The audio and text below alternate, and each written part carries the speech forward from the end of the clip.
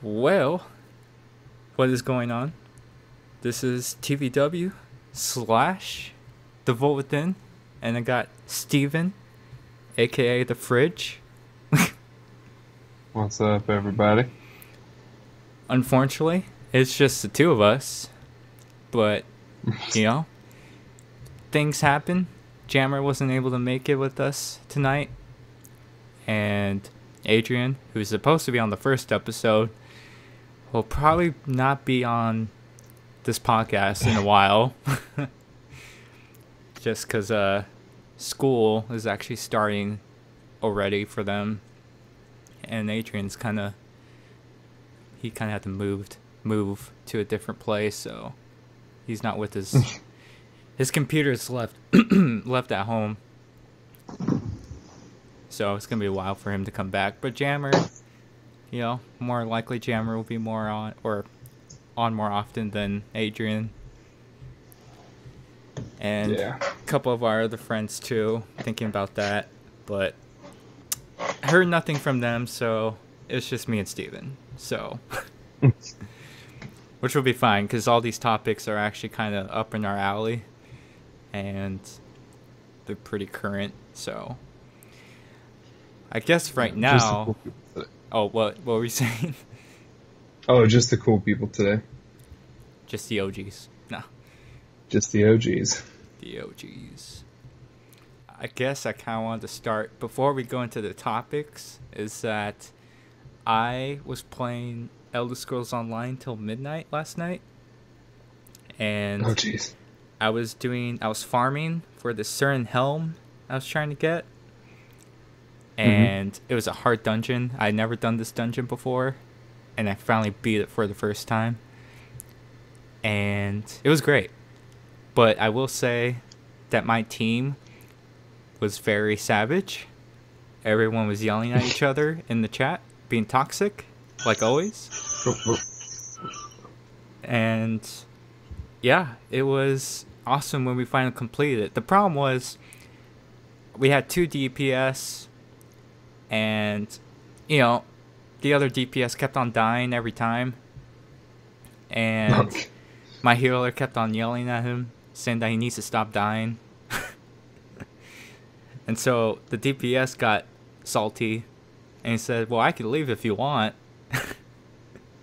And because those dungeons take like 2 hours just to get to the end, and when some guy just decides to rage or leave, you're like, wow, 2 hours wasted my whole life. Right, like you could have just not been here in the first place. Yeah. And it's kind of the same with RuneScape. Like you do, I don't know, Zamorak, or the hardest new boss. I know Zamorak's not that hard anymore, but these new bosses like Kalphite King, is Araxor like solo only? Yeah. Oh. Yeah, Araxor solo. Okay. But I don't know, I was never able to do the dungeon, not because of me, it was just because I never got a team that was committed at all. No one wanted to be there. Yeah, I would either get people that would rage and give up, and get people who have to be like, oh, I gotta get dinner or something, they leave. And mind you... Right, why were we even here in the first place? Exactly. If you're gonna do a long, hard dungeon, you better get your real life stuff out of the way first. Before. Exactly. And yeah, so it was just all this time having to put up with randoms. I should have just went with my guild, because that would have been more smart, but me, not having patience, I wanted this helm really bad. And right the first time we beat it, or for me, I got the helm on the first try. And I don't care how long it took us to beat it, I'm just glad I got what I wanted. Right. It's always worth it when you get what you want. Yeah. That's kind of how I wish the loot system would be in other games, where it's it's still kind of rare, but it won't take you 200 kills just to get a dragon chainmail or something. Right. But anyways. That's the BS that'll make you throw your computer out the room. Yeah, those days were awesome. In RuneScape especially. Like back when they had PvP and like instead of going out of the ditch, the wilderness ditch, you can fight people inside of the towns. Do you remember that? Oh, yeah, yeah. And they would drop like statues that are worth like 5 mil or 1 mil. Yeah, you just go get a ton. Yeah. Oh, those were awesome. And then me and Shane were like, we would pretend like we would have these spots and like spy on people and try to jump people, like rush them. What was that called? Oh, man, those were the days. Player jacked. Yeah. Good times. Yeah, those were good times. Good times. Yeah. But yeah, the main course of this podcast, we have a couple topics.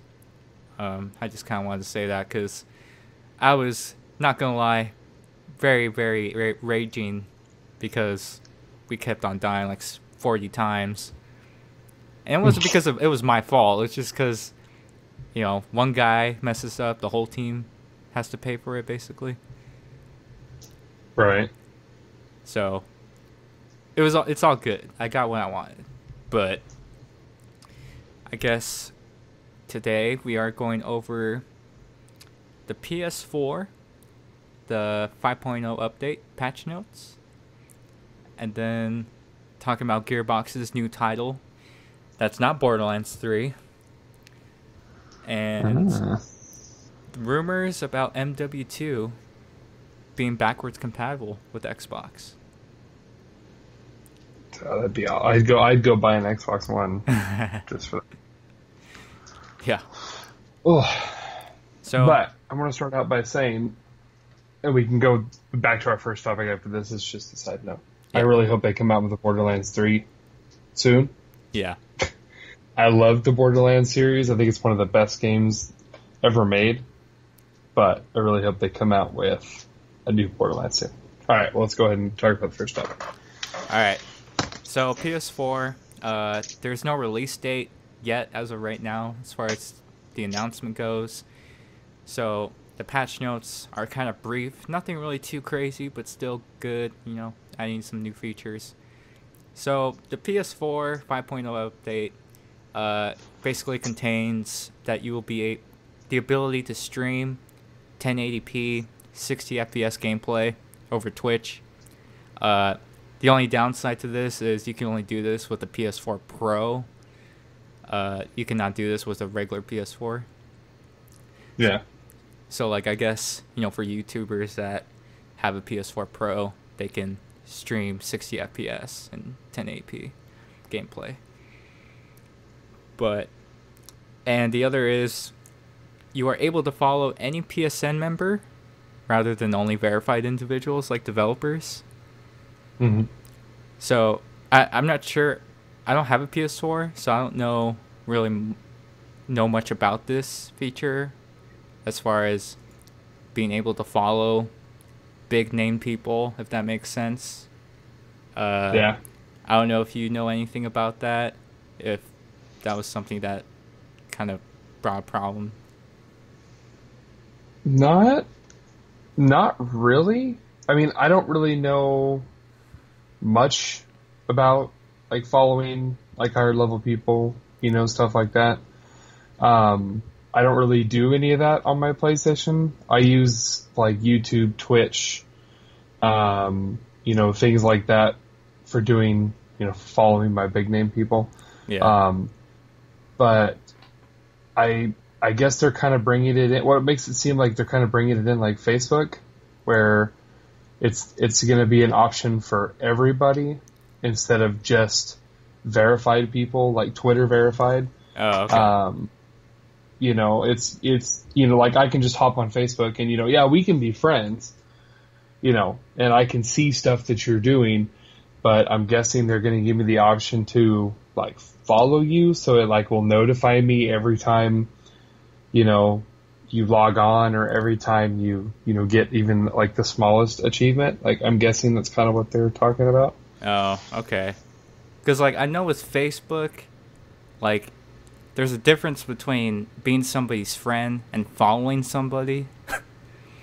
Oh yeah, definitely. And like if both were enabled, you're their friend, but you can also see what they're posting and stuff like that. Yeah, like I follow my girls, of course, on Facebook, Mm-hmm. and then one of my friends, like from high school, we've been friends on Facebook for I don't know how long has it been, since 2008, so almost 10 years. Dang.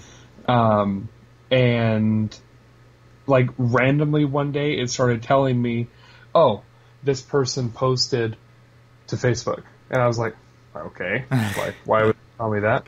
So I went and logged on, and she had just posted a regular status like, oh, going home today, blah, blah, blah, leaving, something like that. And I was like, okay, it must have been, a glitch or something. I don't follow her. I didn't go to her Facebook profile, but I was like, I don't follow anybody but like one person, there's no point. Yeah. So it kept happening. It'd tell me, she shared this person's post. She liked this person's post. And I'm like, okay, this is a little much. So I texted her and I said, hey, by any chance, did you follow me, or did I follow you or something? She goes, no, but I'm having the same problem. Like Facebook randomly just allotted people for me to follow. And I've even gone on and unfollowed her, and it still shows me every time she posts something. So I think it's, a glitch in the matrix.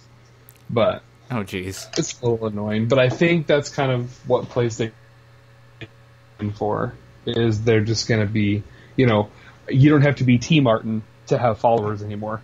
Oh gosh. Which T Martin's a great guy. I'm just saying. But that's just professional opinion. Did you hear about all that stuff about him? Recently? I haven't heard anything. Well, I think it was like last year or 2 years ago about the whole CSGO Lotto thing. If you looked it up, that was like the biggest trend during that whole summer. It was Team Martin and Syndicate. Yeah. They got caught for like... I didn't hear about it for Team Martin. I did hear about it for Syndicate, though. Yeah, it was basically both of them, and it's kind of like, oh, nothing happened. Like, it's been a couple years. I'm sure everyone's cooled off from the whole thing, so now it's not even a thing now. They're like, oh, he's good, even though it's like they got sued, and pretty sure they had like a few lawsuits against them for promoting gambling to children, basically. Definitely. But yeah, I mean, those guys, they have enough money to kind of just be like, okay, here's $1,000, go be quiet. Even here's $100,000, go be quiet. Yeah, it's still kind of unknown, like whatever happened, like what was the consequence basically for what they did, but nobody knows. So I don't know, but yeah. Anyways, going back to the update. I guess now there'll be notifications and upload/download statuses. You can finally see those statuses on the quick menu. So like now, if you're like downloading a game or something, it would like actually display on the quick menu, so you can actually see like how far or how close it is to downloading. I guess that's a cool feature. You don't have to go to your downloadable stuff on the interface. Yeah, I know now you can just like hop into your, like you hit the home button and you go to your notifications and it'll say it in there. Yeah. But it'll be nice to just be able to hold down my PlayStation button and bring up my quick menu and have it right there. That way I don't have to leave the game I'm in. Yeah. To see, I don't have to leave my main screen to see what's going on. I can just click on it real quick. Yeah, I kind of like that feature because the Xbox 360 had that feature where, if a friend showed up online or you downloaded something as you were playing the game, it would like show during the game. Like sometimes Mm-hmm. I would always think, oh, I got an achievement, but it's like, no, Rising Cobra was online. I was like, oh, I thought I got an achievement. Yeah, I, I think I don't know. I think a lot of the OG game systems had it right with a lot of stuff. Like with Xbox 360, it was so easy to invite people to party. You Yeah. know, even just getting to my party chat. On my PS4, it's okay. It doesn't take me too terribly long, but you got to either go to your quick menu and wait for it to pop up and wait for it to do this and that, or I got to go all the way to the home screen, go all over my party, click it, and get on over there. Yeah. But like Xbox 360, hold down the middle button, party's like the second thing down. Yeah. It's like press I mean, X to invite. Yeah. Yeah, it didn't take 45 minutes and 6 different screens to invite somebody. Yeah. I don't know. I think both systems are just kind of going through the whole entertainment aspect, and arguably you could say, oh, Xbox is more of an entertainment system than PS4. PS4 is more for gaming, but like with that comes with a whole mess of interfaces that people have to learn and get through and go through all these options, and it's just kind of, it's almost like Windows 10. People complain about Windows 10 being more complicated than Windows 7. It's kind of the same thing. Reason why Windows 7 is so great is because it was easy, it was simple, nothing too crazy. But we've kind of overcomplicated things for ourselves. Agreed. I think in a world, especially now where everything is so complicated sometimes, simplicity, especially with me, I know I talked about this in the last podcast, like I'm a real simple guy. Same. Like 1, 2, 3 clicks. Not even 3 clicks. 1 or 2 clicks, I want to be where I am, do what I'm doing. Windows 10 actually came out when I worked for DirecTV, and we actually got a day off work because they had to integrate all of our systems with this new stuff. And when we came into work the next day, it was like I hated Windows 10 at first. Absolutely hated it. It was so hard to learn. Like, and I've grown up tech savvy. I've helped build a computer. I know how to get around things. I know general idea stuff. But it was hard for me to learn Windows 10. And I think that was the same way with, especially me going from Xbox 360 to PlayStation. Xbox, like you said, is more of a entertainment system, whereas PlayStation's more of, better graphics, Twitch uploads, YouTube uploads. It's more for the gaming aspect. Yeah. I think a lot of not simple-minded gamers, but a lot of like simple, just the get on once a week, play a little bit of COD. I think that's why a lot of those people stayed with Xbox, because it was just get on, click play, got to play, turn it off. I didn't have to go through the BS to get to my game. Yeah. And like I said, I had a PS4, so I'm not really biased. Like I said, it's more preference than anything, but I actually thought the PS4 had a better interface compared to the Xbox. It's just Xbox, with the most complicated interface, they capitalized it by making it more simpler how you get to certain things, like inviting friends to chat and adding friends in the dashboard, installing games to where you can actually see the download percentage while you're playing the game. Just stuff like, it's those little things, and I know to a lot of people like it's not a big deal, but for me it's always nice when someone or like a company just kind of makes it easier by, oh, you're now able to see your achievements appear while you're playing the game, rather than having to go to the dashboard main menu and going to the game's achievements, then seeing what you got, Exactly. So, yeah, and this last patch note is probably the most useless to both of us, because like this is not in our demographic whatsoever. But the next patch note is PS4 would now provide new tools for parents to manage what their children have access to PSN. Oh, okay. I mean, I can see that as a great thing, especially being a parent. Yeah. Myself. Yeah. Although I don't, I really don't know what they're changing. The only reason I've ever gone into parental controls is when I first unboxed my PlayStation, I somehow turned off, like being able to like invite friends, like see people online. Yeah. Like I could be online, but it wouldn't tell me, like I couldn't add people. Like, I mean, the first guy I even got on with was Shane, and he sent me like 500 invites, and I'm like, dude, I'm not getting them. Like, we're talking on the phone because it wouldn't let me invite anyone to party. So I went to my parental controls and, undid it. But, I thought there was a lot on there. Like, that was a lot of pages to go through to find it. So I don't know exactly if they're making it more defined. Yeah. Yeah. Like you have to put in a code to add somebody. Yeah. Like I could see that working. Yeah. And like, Mom, I wanna be friends with, Timmy over here, the neighbor. But can you add him? And it's a one-time code. It lets you add him, and then it locks it again. So you can always see that he only is friends with his cousin and the neighbor. Yeah. Like, the parents have the choices of who they can be friends with. And I think that's good.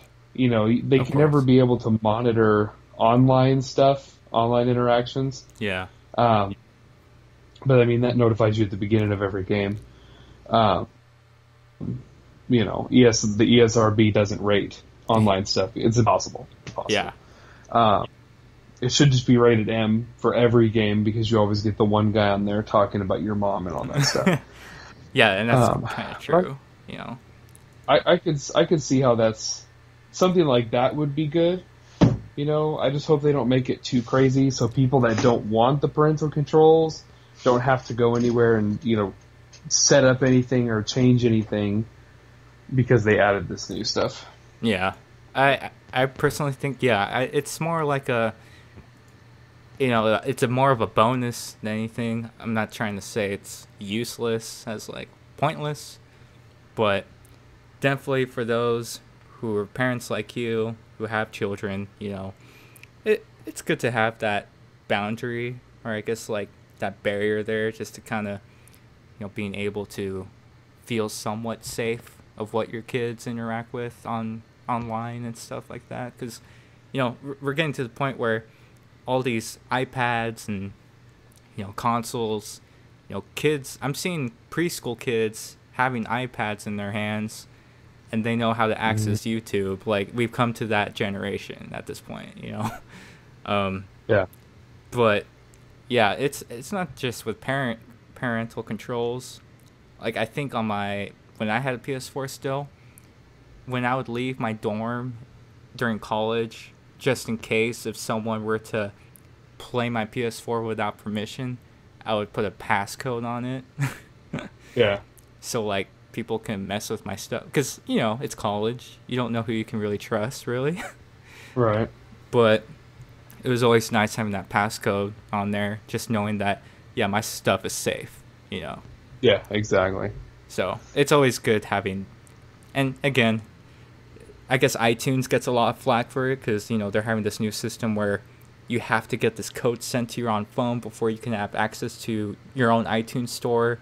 If you choose to use a different computer from where you had it as your home computer, basically, that you need to get a verification code on your phone first before you can access this, But at the end of the day, it all comes down to protection and... because it would suck when you find out, oh, I got hacked. I lost all my stuff. Yeah, and then they're trying to sue Apple because they didn't protect you, but then you want to complain when they try to protect you. Yeah. You got to pick one side of the road here, and I definitely agree with you. I definitely side with protection. I would much rather know my stuff is safe than have to worry about it all the time. Somebody somebody in my iTunes or as somebody on my PlayStation. Yeah. But yeah, I think this is I think that's a good step. I think they're making, I don't know what it is they're doing, but I think it's, I think it's a good step in the right direction. Anything with parental controls these days is a good thing. Yeah. Help the cause. Help the cause. No. Exactly. That's what affects me as a 25-year-old man. That I'm going to be a little grumpy about it because I don't need parental controls. Yeah. But, yeah, those are, nothing too crazy. You would think it would be more because it's 5.0, But, I mean, I think as of right now, it's not official that this is everything. This is just what's been leaked so far. So, I'm pretty sure they're going to add, one of the major patches that's coming with this update. So, this isn't just everything. This is just what we know so far. So, just kind of be aware of that. All right. That was quick. Let's... I guess first, before we talk about Gearbox, let me tell you a little story. So, I played Borderlands 1 probably the year after MW2 came out. And I loved it. I loved the DLCs in Borderlands 1, especially the Zombieland one. That one was really fun. Had really great loot drops too, and the bosses were really cool. But yeah, I just, Borderlands 1 kind of came out, like I said, after MW2 came out, so it was kind of competing with like Call of Duty just during that time was just really hot during that time period. So like all these other, and even though Borderlands isn't like Call of Duty, it's more of an RPG, open world kind of game. Yeah. It still had its own niche where, if you like Fallout or if you like, I don't know, Skyrim and stuff, this game might actually be for you. Because the artwork in the game is just so unique. And I guess that's why it does so well in like Telltale games. Because like Telltale games has that certain style, Yeah. And I guess that's kind of why Borderlands had its own Telltale game. Because they knew it would fit that time era, basically. Yeah. But as I was playing Borderlands 1, I like no-lifed the heck out of that game. Getting like all the legendary weapons and getting like max level, basically. Yeah. So, I think it was me, Kobe, and Josh. We spent like a lot of time in that game, and they actually introduced mods in that game. So you can have like this invisible shotgun that would do 99,999 damage. Jeez. So you can one-shot like the most hardest boss in the game. But I made another file because, I had a legit file. Then I had like a file that I would just mess around with mods. Yeah. But yeah, like I had a lot of fun playing the Siren. I think the Siren's probably my favorite class in that game. That kind of changes in Borderlands 2 because then they introduce these new DLC classes that are more interesting. Yeah. But the Siren was my go-to. I loved using SMGs as my primaries, and then handguns for my secondary. Every now and then, I would use a rocket launcher for like the big boys, but it was mostly just SMGs. But when Borderlands 2 came out, and I know I'm probably going to trigger a lot of people, I just thought Borderlands 1 was just a much better game. And I know I hear it's the opposite. Borderlands 2 is a better game than Borderlands 1. So I just wanted to see what your take on that was. As far as Borderlands 1 went, I played it and I guess you could say I beat it. Like I beat the main story. But I never really got into side missions, stuff like that. I never really got into any of the DLC. I played some of it, but never really got into it, as I was big into Modern Warfare 2 at the time. Yeah. Modern Warfare 2, Black Ops 1, when those games were just fresh on the mind.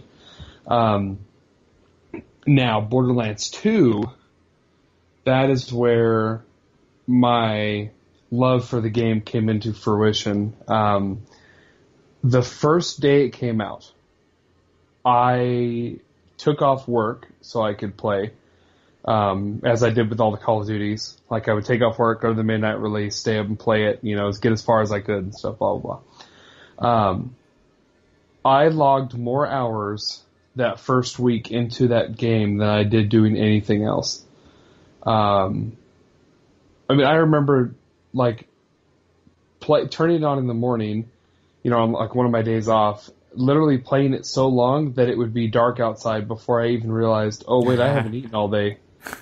Like, like going to the bathroom, I would still have my headset on and my controller in my hand, running to the bathroom, going to the bathroom, running back out.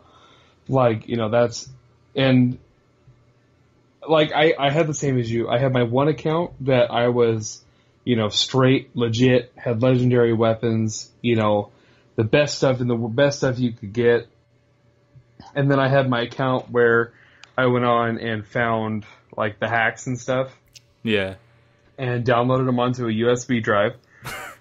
Put them on my player, all that BS, the sniper rifle that can do 900,000 damage and the stupid stuff, the stuff that makes you run really fast, you have unlimited grenades, bull crap like that. But I think what made Borderlands 2 so great was, not the DLC, not the hacks, it was just a good story game. Yeah. Like, it was the whole time, it was captivating. Like, I love a good game. I think that's why, like, most RPGs lose a lot of, well, it's not necessarily an RPG, but, that's why they lose a lot of their base is, like, the first couple missions you go through, like, the story's good. And then once you get towards the end, it's kind of just the same, laissez-faire missions. Everything turns into the same. You run to get this thing, you gotta kill this guy. Okay, next mission. You run, get these two things, kill these guys, that's it. Borderlands was different. Every single mission was different. Like, what's her name? The freaky little girl. Crap, I don't remember her name. But, the first time you meet her, you got to blow up a train.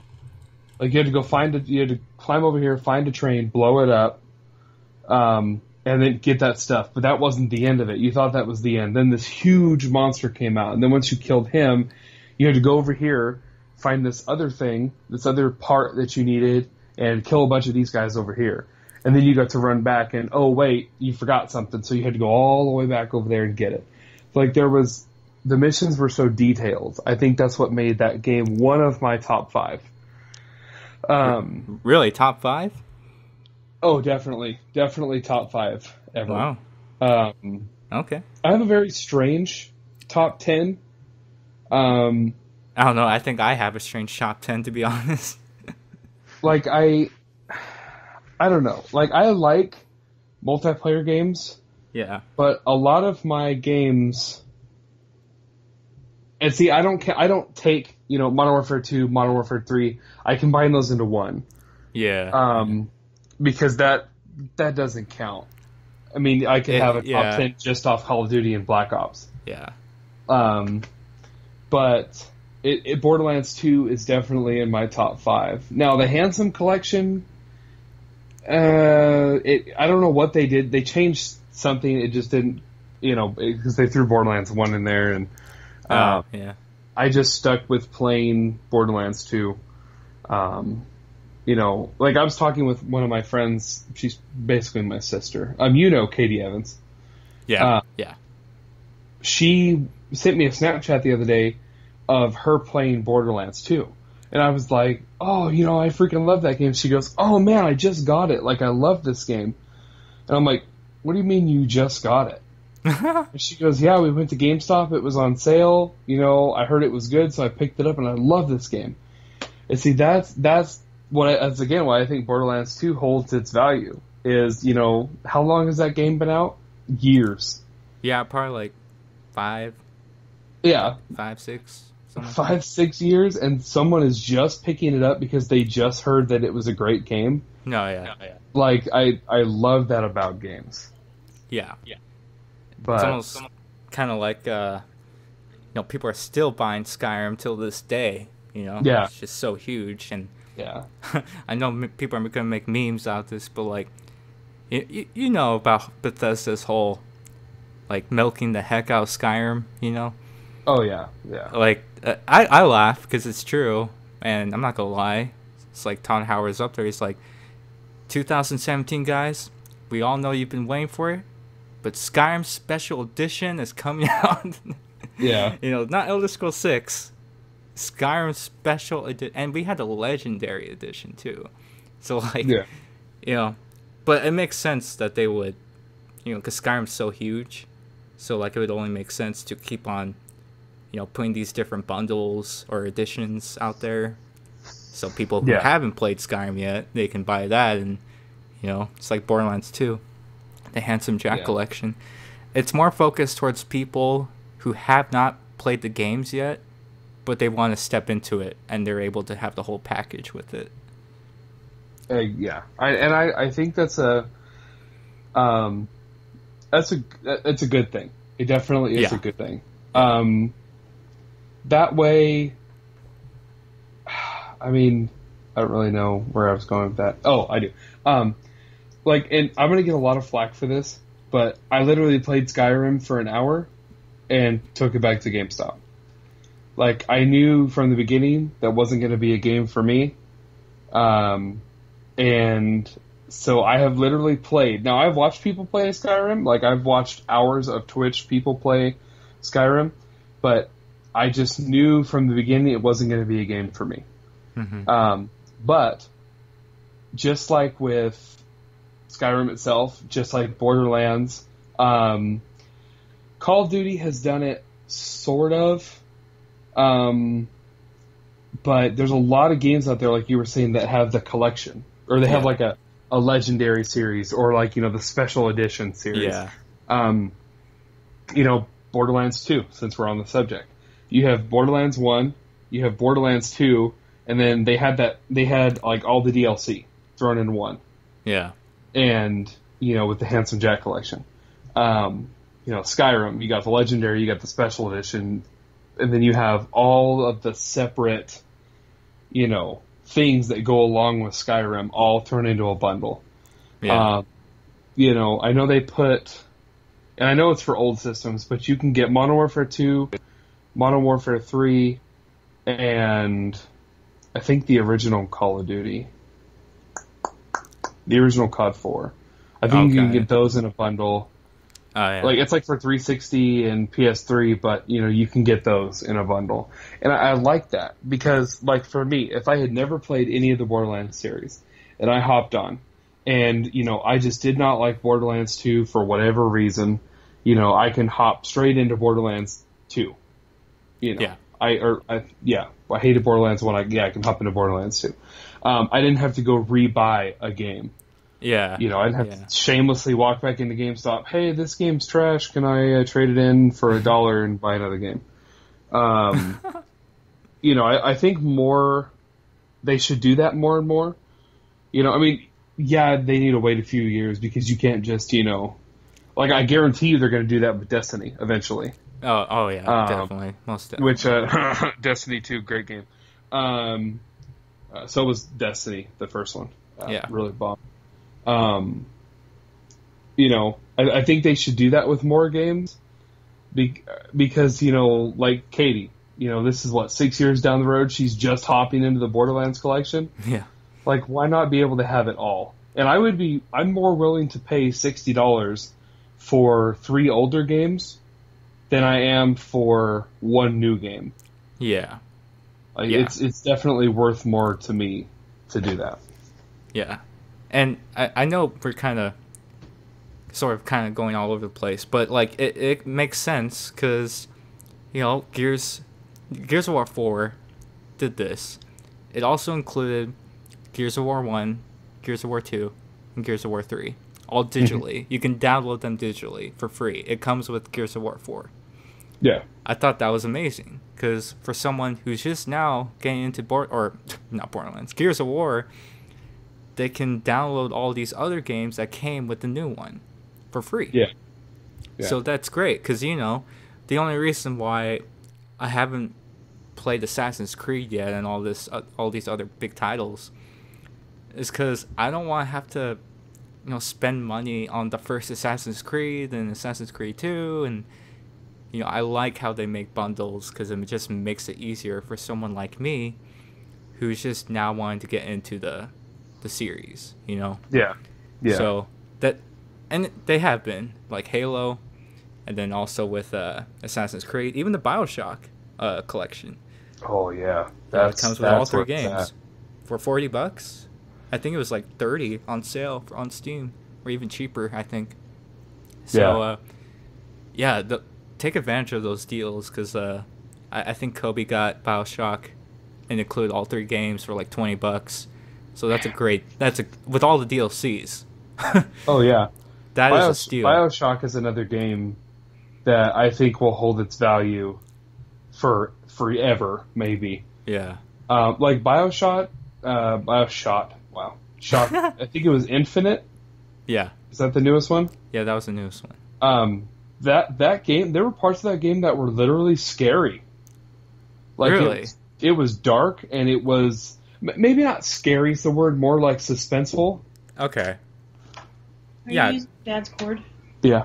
And if I unplug it, your TV, your thing dies. Yes. Well, I need to do something, or can I do it on yours, or what are you doing? What do you need? I need to verify my thing I just did today between AT&T and whatever. Yeah, if you do it quietly. Okay, just let me pee first. Oh, okay. That's on chat forever now. We can always edit that part out. Yeah, I think we're gonna need to. What were we talking about? Talking about BioShock Infinite being kind of scary. Oh yeah. That there were literally parts of that were so suspenseful, like you're like literally like crawling around everywhere to make sure that you're not. And the jump scares in that game were unbelievable. Like it was, you could have your game volume turned like to 1, and everything was so loud. It was crazy loud. But it's like you were saying, you know, BioShock, Assassin's Creed, Halo, Gears. Like, you know, I never really got into Gears. I guess it's another thing I'm going to take some flack for. I don't like third person very much. I'm definitely more of an FPS. Yeah. But yeah, like if a bunch of my friends were like, "Hey, go get Gears," of course I'm going to be like, "Okay, I'll go get the whole set." Because now I can get the whole set instead of having to go.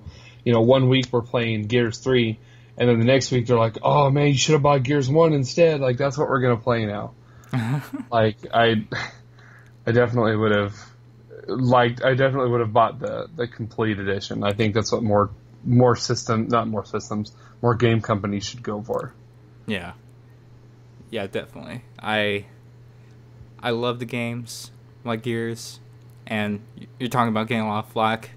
Like, this is a podcast where you can share your opinions, you know? Like, right.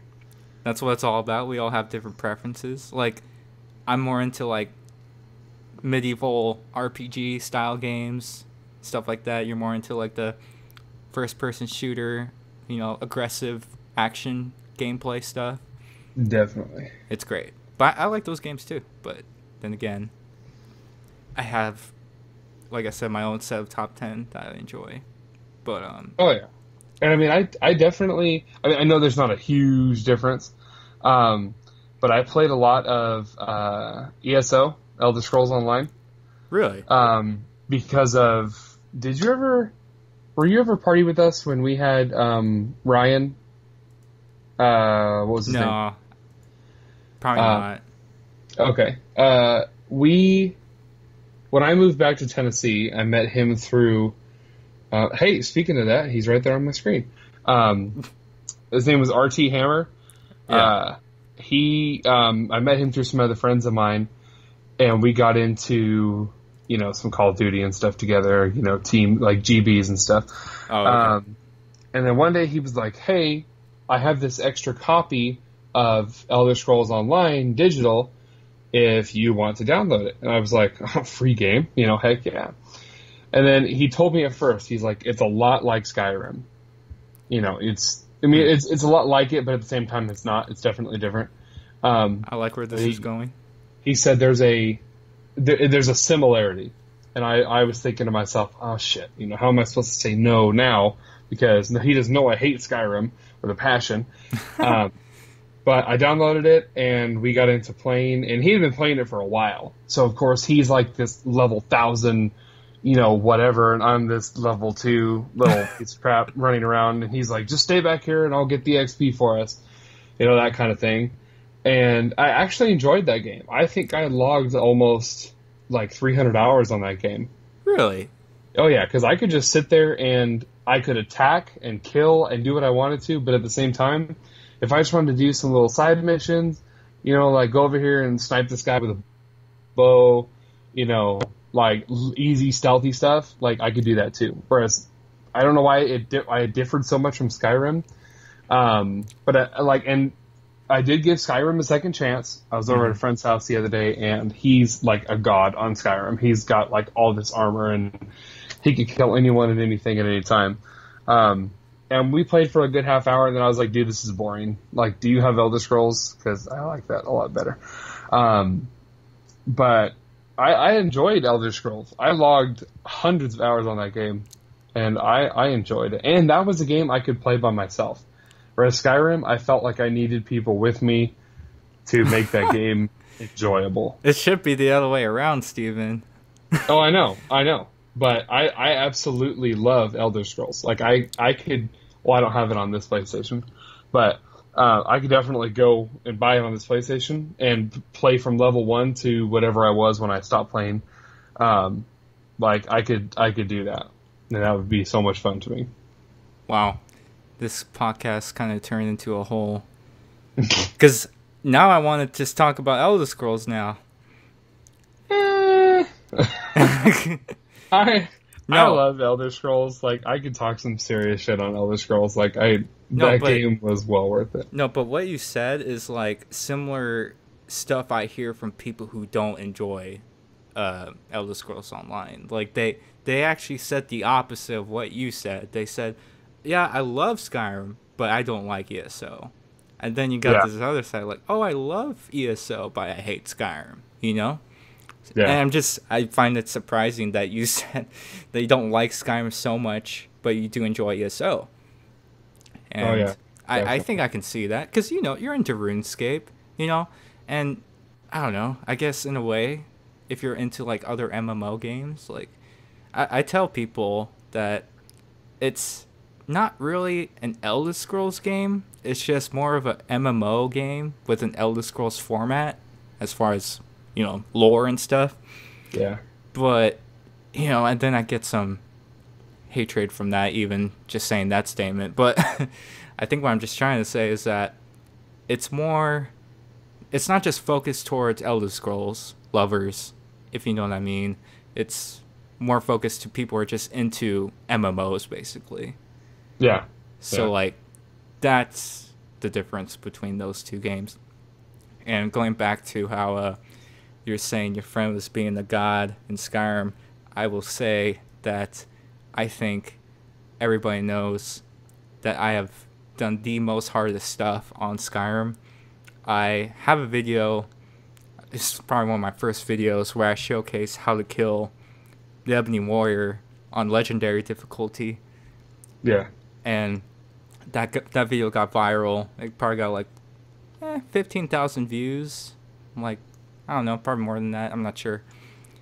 But, yeah, it was something really hard to do because people were using melee. And I kind of showed it how to approach it using a mage class setup. Mm-hmm. And, yeah, it worked out because I just kind of show, the type of shouts you had to use. And then the gear, obviously, that's important. And I also did another video where I was doing stealth. And stealth was, super easy mode. Yeah. But anyways, just kind of got sidetracked on Skyrim and Elder Scrolls. But yeah, so But Gearbox, they finally announced a new game. It's more like a project type of thing, and ironically, it's titled Project 1v1. That's the title of their game. So here's the thing. This game is like a 1v1 first-person combat, like first-person shooter, I think. But it also has the metagame strategy of a card game. So it's a first-person type of game with some, Hearthstone or Hearthfire, not Hearthfire, dang it, Hearthstone mechanics in it. From what I'm hearing. Okay. I'm not sure if this is true, but this is what I hear from a lot of people.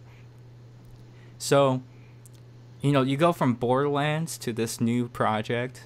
You're kind of like, well, this is weird, like first person, like card game. What? Right.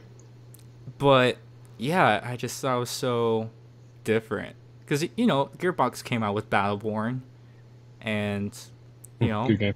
Arguably people are comparing Battleborn to Destiny, and I was like, okay, like here's the thing: if you play both games, you can totally see that both games are totally different. Like, yeah, that's like comparing like Metallica to Slipknot. Like they're both amazing, and they're both like, obviously Slipknot is more like, heavy metal, screamo, that kind of stuff. And Metallica's more just hard rock, heavy metal. Yeah. But and they're both great. Like, don't get me wrong, two of my favorite bands of all time. But yeah, you can't compare those two. Yeah. It's so different. It's like apples and oranges, and it's okay to like make comparisons like that because people will compare like Halo and Call of Duty. Like, I understand it's fun to do that, but like at the end of the day, they're two different games. Like, Call of Duty is more of a twitch shooter, whereas Halo, it's more like, gotta aim close to his head and make sure I bring his shield down, then I can pistol him in the head and kill him. Yeah, exactly. So it's totally different. Yeah, but yeah, and when I heard this was going to be a card game, I was thinking, all right, well, I play Elder Scrolls Legends, and that's also a card game, and it kind of runs on the same Hearthstone engine play style where, you get cards, 4 cards in the beginning. You're, Yu-Gi-Oh! You think of it like that. This person has hit points, and you got to bring it to 0 to win. But supposedly, this is not going to be your stereotypical card game. Like, there's going to be story, like real in-depth story. I don't know how that's going to happen. Okay. But also, they're going to put some customization on it where you can customize like these different classes. Like, it's really in-depth. You should like look it up because it's like Borderlands meets Hearthstone. Like, it's weird. But I'm really curious what it's going to be about because this sounds different, and very original at the same time. Yeah. But yeah, there's going to be a beta coming up for it. It'll be on Gearbox's website, and players can earn crates and new cards by playing rank in their online mode through the beta. So, and also people can also get invites. I hear people are getting invites from Gearbox themselves to the beta. So, if you're lucky, they might send you a beta key for it. They have their own website for this game so far. Yeah. Okay. This is I saw some stuff from the beginning of it before I clicked on the link. Whenever this decides to load, because my computer's good, my internet speeds crap. But I think companies that do this are brave because I see them as Borderlands. I see them, and that's strictly how I see them. Like, if Activision were to make a game like this, I don't really trust Activision because I don't trust any of them. All of them said they're going to bring back the old school stuff, and we're getting this BS like, I get we got remastered, but it's pay to win. And I know we talked about that last podcast. Don't get me started on those assholes. But it's not bringing this up. Come on. Let's go to Polygon. I like Polygon. Yeah. I trust them. Hey, it loaded. I think guys like Gearbox are brave bringing in a new thing, because like, and I know I'm not the only one that sees Gearbox as Borderlands, and that's all they need to do. Stick with the stuff they know. Like, there have been other companies that have made or put their names on games, and those games failed. Yeah. Or, they not necessarily failed, but they didn't bring as much to the table as they said they were going to. Like, oh my god, what was that stupid No Man's Sky? Oh. Like, there were some pretty heavy game companies that put their name to that and then quickly tried to figure out a way to get them off, because that game was atrocious. It was definitely not what they said. That's why they had to pay everybody back. Well, actually, kind of, sorry to interrupt, but kind of capitalizing on that, did you hear that No Man's Sky is introducing multiplayer? Yeah. Finally, after... Yeah, I was going to say, the only thing with that, and the only reason I probably won't buy that game again until they prove it, is they said from launch date, or from, like, the initial, like, project developing, when they announced it at, I think it was E3? Mm-hmm. They announced it somewhere. They said, it's just going to be this massive, massive, massive open world multiplayer, blah, blah, blah. And one of my favorite YouTubers got on there and tried to find his friend, and they did it for hours, searched for the same planet in the same area, and, it just, everything went to hell because, like, there was no multiplayer like they said. So, I mean, more power to them. If they come out with this multiplayer and it works, I am all down for that. I am all down for buying that game again, because it was really fun in theory, but that's another game I'm not going to play by myself. Like, that is boring. So I hope that it comes out with multiplayer. That would be awesome. I would rebuy that game. The problem was, I think it's one of those things where, Killing Floor 2 was kind of going through this. They released the game a little bit too early before having it officially released, which means including all the official content in the game, like weapons, classes, characters and stuff, maps. So, and, Killing Floor 2, it took them 3 years to finally be released on PS4 finally, because they literally said that they're not going to release KF2 on the PS4 until they officially release all the official content on the base game. Mm-hmm. And so I think No Man's Sky was kind of on that same, boat. It was basically, they released the game too early. Content was very lacking. There wasn't really much to do. So therefore, people grew tired of it already, because there was no multiplayer. There was no sense of game modes of co-op or anything like that. So yeah, I now, think they. Or go ahead. Yeah, go ahead. Well, I'm just saying, like, just now, they're finally incorporating multiplayer in their game. It's a good thing, yes, but how are you going to answer to all those people who resold their No Man's Sky, Like, and I'm pretty sure when they're going to buy it again, they're like, oh, I hope I don't have to do this again, where I have to resell it if it's like, like a fraud, basically. Mm-hmm. So, we'll see, honestly. Like you said, we won't really know anything until we see it. Because, like I said, action speaks more louder than words. Oh, definitely. So, and, I guess for me, you and I are kind of the same. We're not really, well, at least I don't think you are. We're not really into Minecraft that much. No. But even I know, if they had some form of multiplayer like Minecraft did, I think they'd be in pretty good shape. Don't you think? Oh, yeah, definitely. Like, I mean, I have spent a lot of hours on Minecraft. that was another game that Ryan got me into. Because I saw Minecraft, like, you know, my boys play Minecraft. They're 7 and 2. And so do my girls, 6 and 3. And they're very good at that game. They're a lot better than me. So for a long time, I saw Minecraft as like a kid's game. Yeah. And then I hopped on with Ryan and Shane, and I don't know if I ever played that with Jammer. I don't remember. Kobe played it with me a little bit.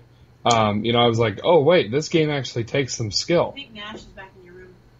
Like, takes some strategy. And I was like, okay. You know, so I started playing it. But it's just, yeah, after a while, it's the same stuff, you know.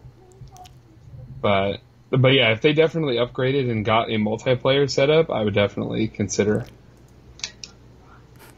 But Yeah. I'm definitely a play with friends gamer. Now, don't get me wrong. Like, all today, I've been on my PlayStation playing Call of Duty, playing Search and Destroy by myself. Like, and a lot of times I got my ass owned because I didn't have good teammates. Yeah, I couldn't do that.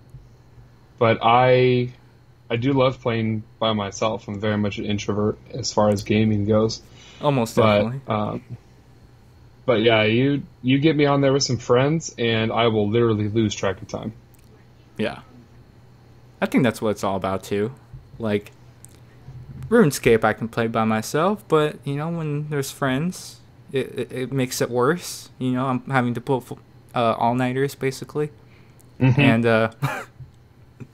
but, I think with No Man's Sky and Minecraft, oh gosh, I don't even want to mention League of Legends, but... Oh, don't get that garbage game out. Those try-hard bunch of noobs. I hate that game.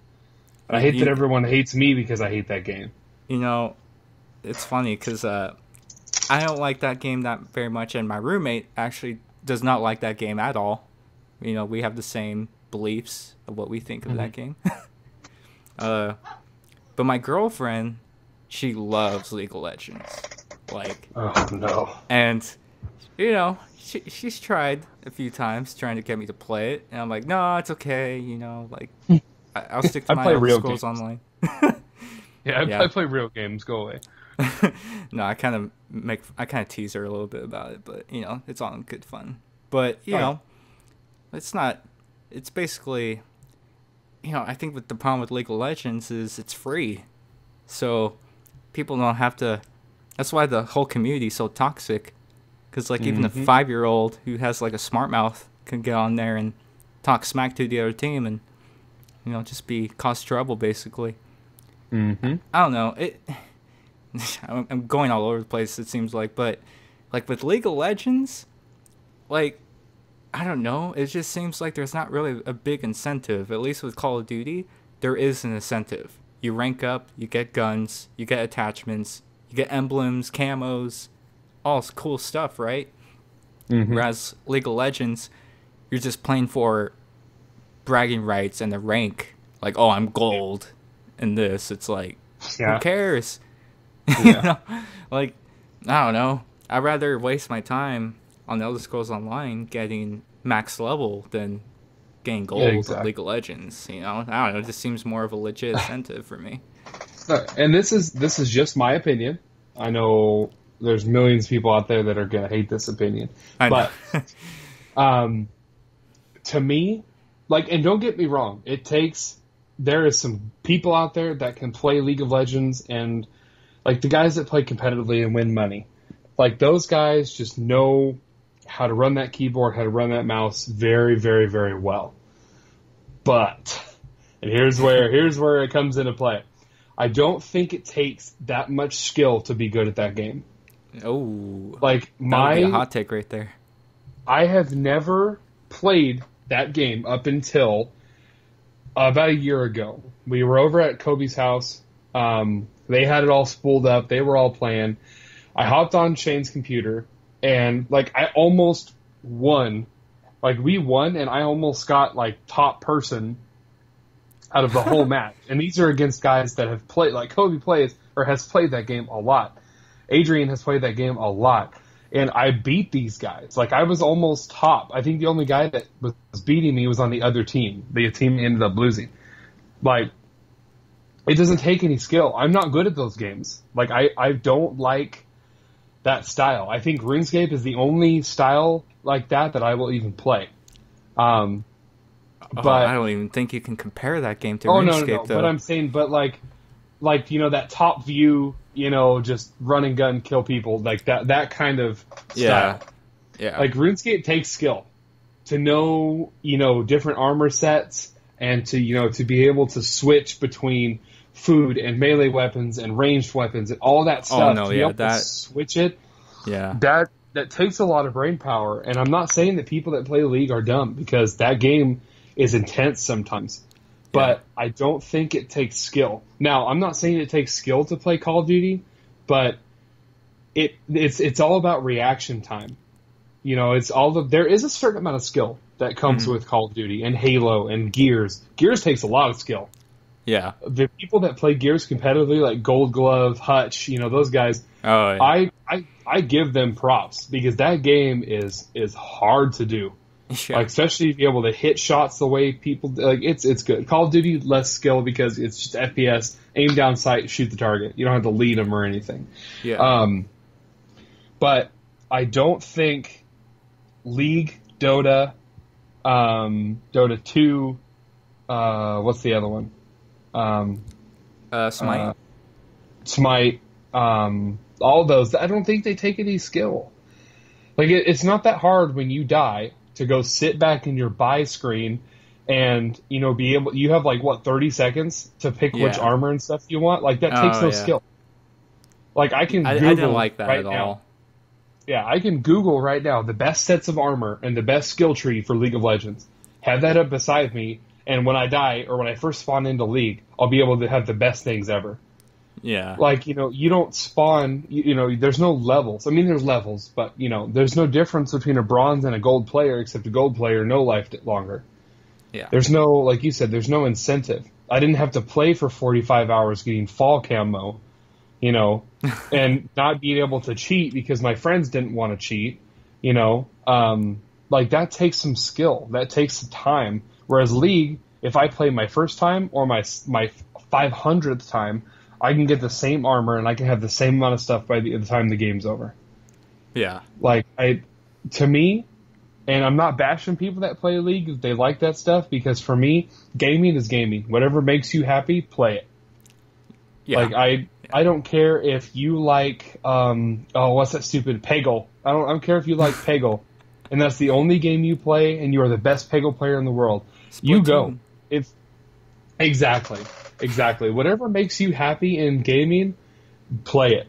I don't care what it is. If you want to go to the arcade and play, air hockey, if that's the kind of video games, the gaming you like to do, whatever floats your boat. Go play the hunting simulator. I don't care.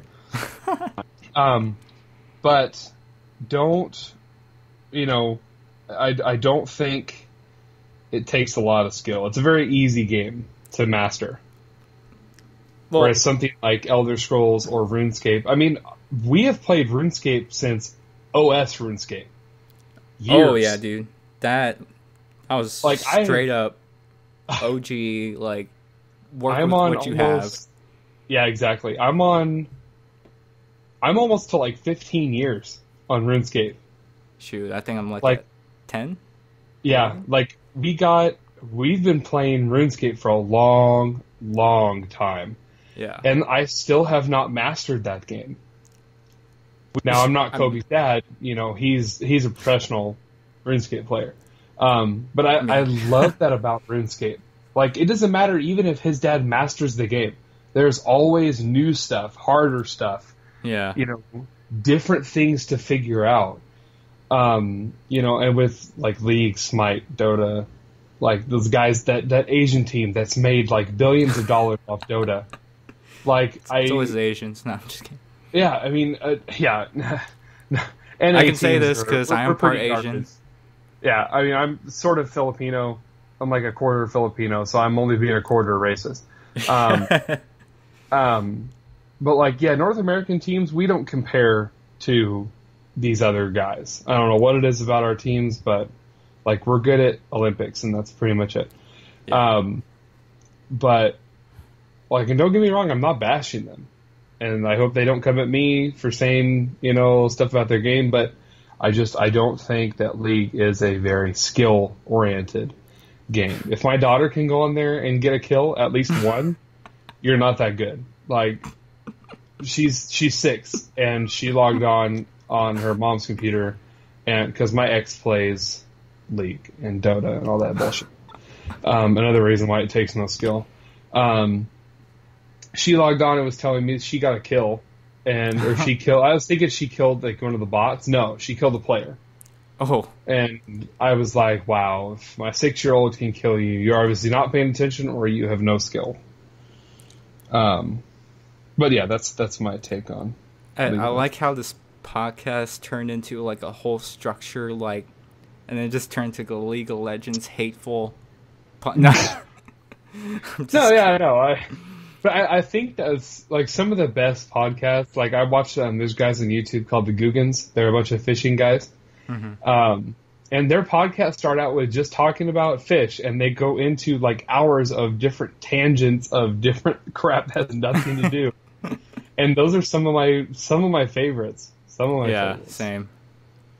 It's always nice to, because like, I believe it's like with politics too. Like, we have freedom of speech, like, exactly. But then there's a lot of other people that kind of misuse or exploit that, and it's like, oh, like, I could still do this. It's like, nah, that's not how it works, But yeah, again, I mean, okay, here's the thing. A lot of people don't know this, but I did play League of Legends once, a long time ago. It was probably, before I went on my pre-RuneScape phase, where I was taking a break from RuneScape. I was trying to find something to, fulfill me not playing RuneScape as much. So I hopped on League of Legends, played the normal game, not the ARAM, that's only like half hour. Played the full real thing, I forgot what it's called, where it's like 40 to an hour of a match. Yeah. And I forgot which hero are the heroes or champions. I think it was Irelia. She's like the Nightblade assassin chick that turns invisible. She's all stealthy. I played her, and first match, I break 8-6. I mean, it's not the greatest, but I went 8-6. I went positive 2. Yeah. And that was my first game. Had no idea what I was doing. Like, I was just doing what I thought made sense. Yeah. And I get a lot of people that play League of Legends saying like, oh, League of Legends, it's so hard. It takes so much skill. Like, it literally took me like a year to like break 10, positive 10, Yeah. And then here I am playing my first game. I go 8-6. I mean, you could say, oh, I'm just a guy at everything. Or you can just say that League of Legends is honestly like, I don't know. Like, there's different types of definitions of skill, it seems like, to a lot of people. Yeah. Like, for me, it's all about, okay, how difficult is this? How difficult is this mechanic or fundamentally to maneuver? Like, that's why I give props to RuneScape players that do PvP. Because, like, you may think it's just, like, block, attack, back and forth. Mm-hmm. But PvP, it's a whole different dynamic. Because then you're dealing with, okay, you can't save. You gotta make sure, like, he's below 200 hit points before you can switch to your AGS and use your special attack and KO him, hopefully. It's that type of mind game, And you're like, oh, should I just, risk it and go for the special attack without eating food? It's... Yeah, exactly. It's those situations where it's like mind games. And I think this is why I love fighting games a lot.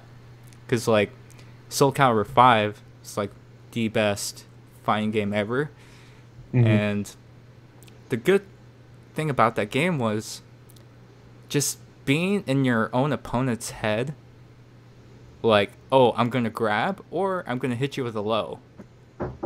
Yeah. Like, I don't know, no other gaming genre gives you that, I think. It's always great when you literally feel like you're in your opponent's head, and he's like, what do I do? This guy's just doing all the right choices, and I'm guessing wrong on all of them. It's amazing. That to me is what skill is. Whereas something like League of Legends, where it's just like spam click, binding abilities, and I don't know, it doesn't have a lot of dynamics compared to like these other games. And actually, League of Legends came after Dota.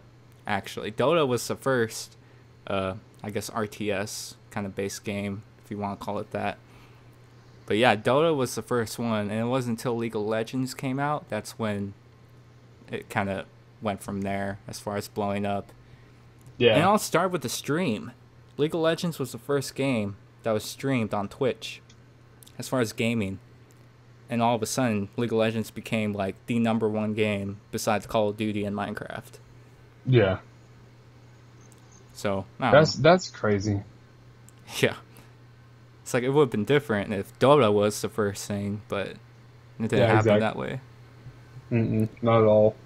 I remember being in high school, and these Asians, because I went to a boarding academy, and I say obviously because you're the only one here that would know that. And these Asian kids, we had a lot of kids like straight from Korea, straight from China, Japan, like that only spoke their native language, didn't speak a damn word of English. And we came down one day because we have like a general living area where like our TV was and stuff, and we would watch football. Well, we came down one day and there's like 15 people. All their computers are all hooked up. They're all LANed up, and they're playing this game. And we're all looking at these guys like, what the fuck is going on? Like, what are you people doing? And one of the kids who spoke both languages was telling us, this is a game that was invented a while back, I guess at the time, and it was the only game like it, and it was, basically just like an RTS. Just, it's team against team, you run in, you got powers, you got armor, you got spells, whatever, you just go in and kill people. And, you got to take down towers and stuff, and, that's League, but, and they was so amazing watching these guys play because they were good. And then I remember them saying, like, we're good at this game, but there are people that are 100 times better than us. And I'm like, there's no way. Like, you guys flow around that controller or that freaking mouse and keyboard like it's, it's a body part of yours. Like, it's a second part of you. But, like, I remember Dota being the only thing on the market. And then all of a sudden, here comes League of Legends because Americans wanted a piece of the puzzle. And then everything took off. Dota became Dota 2, and, it was League and Dota 2 fighting for the top spot. And then League ended up being the first thing on Twitch, like you said. And then League is, like, one of the most... Like, they fill up football stadiums. Oh my gosh, yeah, it's ridiculous. Like, playing team, like, one-on-one team battles, like, football stadiums full of people. It's... That's insane. That is insane, and I just kind of laugh. You know how we're talking about competitive gaming and how it's getting to the point where we're seeing esports on Call of Duty, Mm-hmm. And I don't know, when I was watching it, because I was curious what the matches were. Mm-hmm. I don't know, like, I think it was just weird seeing, they're on their computers, everybody has like 4 monitors on each side, and like, they're playing the match. And then you have one guy giving them a bottle of water, like they're actually being physically worked out. Yeah. I don't know. I just thought that was kind of silly. But, I don't know. It is what it is. But, yeah. Going on the League of Legends rant right now. But I think let's talk about the real reason why we're here. And I would love to talk about this as much as you do, but... Maybe we'll save that for another episode, but... Modern Warfare 2. Alright. Oh, Jesus. Rumors. Modern Warfare 2 is rumored to be backwards compatible with Xbox One. And on Game Rat's website, they literally say there was a credible source that Tech Game got from Modern Warfare 2. So people are saying that this year's World War II Call of Duty will include with a pre-order bonus, and those pre-order bonuses would be the game would come with COD 4 and MW2. Oh, Jesus. So, now here's the thing. I'm going to say something real quick. So, there's a difference between games being backwards compatible and a game being remastered. You know, I think in the last episode, you were talking about how if MW2 were remastered, you don't want to deal with all the microtransactions and stuff. Mm-hmm. I think this is a better idea for MW2 because that basically means it's the same game, just you're able to play it on next gen. Yeah. It's not enhanced graphics, it's how you were playing it on the 360. I think this is a better move than making this a remaster. Cuz then I don't want to have to deal with COD 4 remastered. There's like different guns that wasn't even the original. I don't know. I just think this is a better approach. And, they're kind of saying that they still don't know if this is confirmed, but it's likely because Activision, even though Activision's not partnered with Microsoft anymore, it would only make sense to include MW2 with World War II because it would boost the sales like crazy. Because they are forced to buy World War II, but most likely they're only buying it for MW2.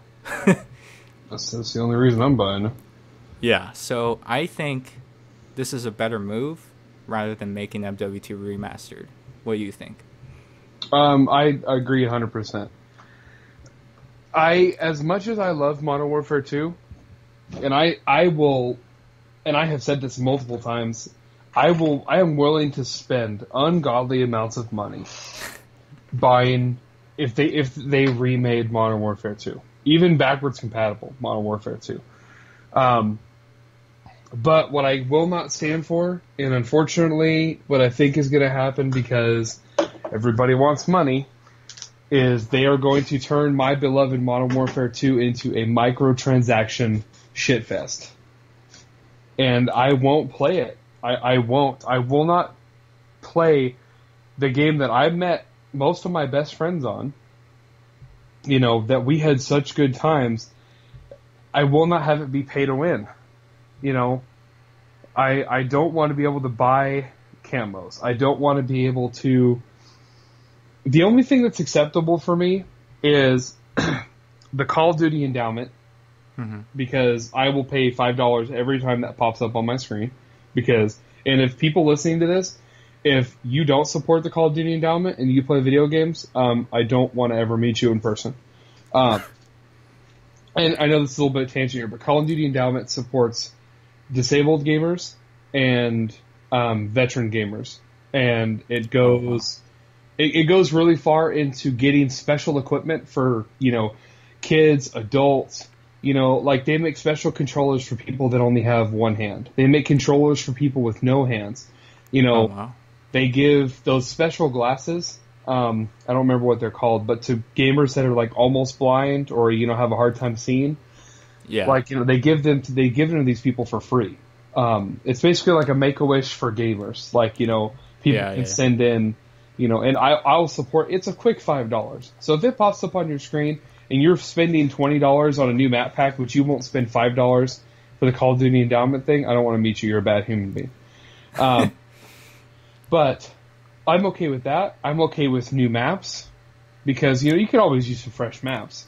That's always fun. I probably won't ever vote for them, and I hope we never get them. They're garbage.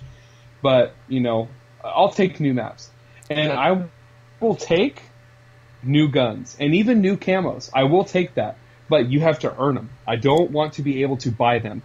Because as soon as you can buy them, you have a competitive advantage. It just happened on Remastered this last week. We had a huge update. They brought 3 new guns, and the first time I even logged in, everybody had the new gun. and I know you Yeah. have to buy it because it takes like 6,000 Hours. Well, that and the recycled parts you get Oh, from yeah, yeah. getting camos and stuff, unlocking them out of crates. If you already have it, it recycles it and it gives you a certain amount of parts. It takes like 6,000, and a bunch of people already had it. So they went on there and spent their $20 and got the new guns. I will not play Modern Warfare 2 if it comes to that. I can't. I will buy an Xbox 360 and go back and play the original. Well, I think because with Black Ops 1, they made that backwards compatible, and I don't think they had any microtransaction problem. It was just a base game from what it was from the 360. So I don't think we have to worry about that. But again, if there were new maps, not even new maps, just bring up, like, how MW2 brought back some COD 4 maps. Oh, yeah, yeah. Like, I'd be down for that. Oh, yeah, definitely. But and what I was talking about, along with yours saying, the stuff that I was talking about will only happen if they remaster it. Yeah. Like, if they just backwards compatible it, it'll be 100% just the original. I believe. Yeah. Will be 100% the original game. Yeah, I'm just more talking about if they remaster it. Because we've seen it happen time and time and time again. Yeah, and I think it won't be remastered, because now that I look at it, like, all the remasters, like the only Gears of War they remastered was the first one. All the rest were backwards compatible. Yeah. So I think it's the same with Call of Duty. They're only going to remaster COD 4, and then the rest is going to be base game, basically. I hope so. Because, Black Ops 1, that was a remaster, but then again, that was Treyarch, so who knows if Infinity Ward has a deal with Microsoft or something, but I don't know. Yeah. But at the same time, I don't think... The one thing I do want them to change, and you might disagree with me with this, is I kind of want them to fix some stuff that was kind of in the base game. And these are the only fixes I'm looking for. I want them to fix the stupid glitch with the WA2K, where you put stopping power, it does nothing to the gun. Like, I kind of want them to, somewhat fix that. And then I want them to kind of fix the whole M9 silencer glitch, where even if you put a silencer on it, you still show up on radar. Yeah. Those things I want them to fix. But then again, you have, like, glitches with the dual USPs. You get a faster knife animation. And I actually like that bug, to be honest. But... yeah. It's the ones that make sense. Like, I don't know. I know that doesn't make sense. I agree. Fix the stuff that's definitely just broken. Yeah. But don't fix anything other than that. Fix the stuff that we originally complained about. Yeah. And then just leave it. Leave it alone. Fix the servers, reopen the servers. Keep them exactly the same, and just leave everything alone. Yeah, like, if they don't, I would still pay money for it, because, I could deal with it, but, like, it would be even cooler if they were to fix all these tiny things that should be realistically been fixed a long time ago. Yeah, that they should have cared about the first time. Yeah. Like, I'm okay with, the whole, like, what was that one other glitch?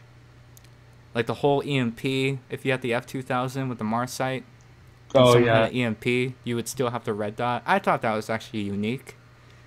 So, like, because, the F2000 is not a great gun to begin with. I mean, it's a good gun, just not compared to the ACR and the M16 and stuff. Yeah. Like, you gotta know how to use it right. Like I said, all the guns were good. You just had to know how to use them right. But yeah, like, I would... I don't know, if MW2 came back, I would probably have to be careful, because I might lose hours of sleep if that game came out again, because that game is so addicting, just by how many challenges you can do, and getting camos for your guns, prestiging if you love to prestige. I think I only stopped at 5th prestige, but then I went into a 10th prestige hack lobby. It was on accident. Like, we were just playing a game, and we went into a 10th prestige hack lobby, so Yeah. it just kind of happened. No, yeah, it's like stuff like that was fun. It made Modern Warfare 2 unique. It made it perfect. Yeah. But I don't know. I hope they backwards compatible it like tomorrow so I can start playing. The thing is, like, you have a PlayStation 4, and what do you think about because PlayStation 4 is getting, I don't know, as of right now, PS4 is falling short right now as far as the console battle right now. A lot of people are saying Sony needs to check up on what they're doing, because they need to finally, and sure, they have PS1 games being backwards compatible, but not PS2 or PS3. So, I don't know, I just kind of want, having you owning a PS4, I just kind of wanted to hear what your thoughts were on that, and if you think that's fair.